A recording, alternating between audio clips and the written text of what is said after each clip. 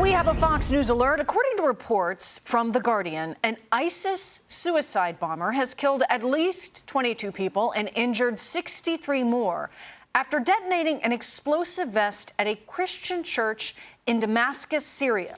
Fox News has not yet confirmed the full elements of this report. The alleged attacker opened fire inside a Greek Orthodox church before setting off a bomb.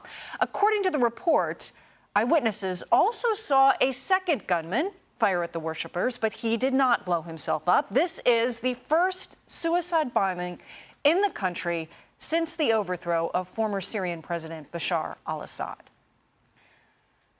Now, of course, at this point in time, we don't know exactly what this individual had in what his motive was, or if it's tied to the American bombing or not. But this is the sort of thing that is creating tension, global tension all around the world in the wake of the U.S.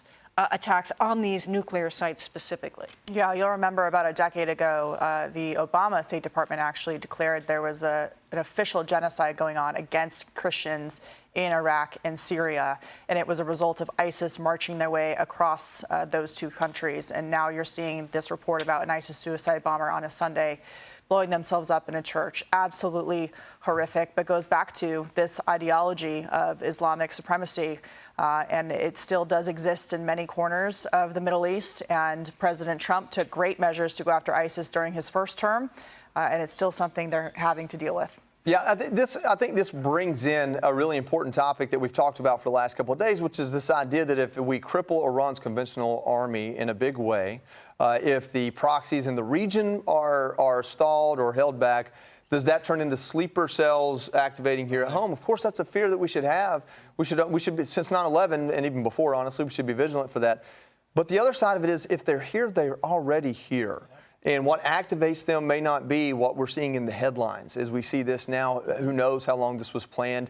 And that's why it is important to have a government that looks at our border, looks at who has made it here, that uses the FBI as a part of its immigration policy. And I hope that that's what we're doing right now. Listen, first, I want to applaud you both for being cautious. We don't know the motivation. You know, there was that situation up at a church in Michigan earlier today, and my mind immediately went to maybe that has something to do with what's happening overseas, and the fact is we just don't know the motivation. However, given that we've seen this sort of attack happen before numerous times, I don't think it's difficult to put two and two together. Now, that said, I think what you said, Joey, is the most important note here, and that is what the prior administration did was unconscionable in allowing so many people to come into this country that we simply didn't vet. We don't know anything about them. And unfortunately, in many cases, we don't even know where they are. Now, that obviously puts the onus on the FBI and local law enforcement to make sure that we find them immediately.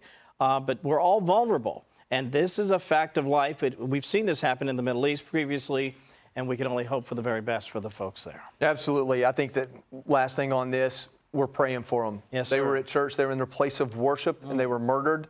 And unfortunately, terrorists are like cockroaches. If you kill one, 5 come to its funeral. And that's still what we're dealing with. Hey, Sean Hannity here. Hey, click here to subscribe to Fox News YouTube page and catch our hottest interviews and most compelling analysis. You will not get it anywhere else.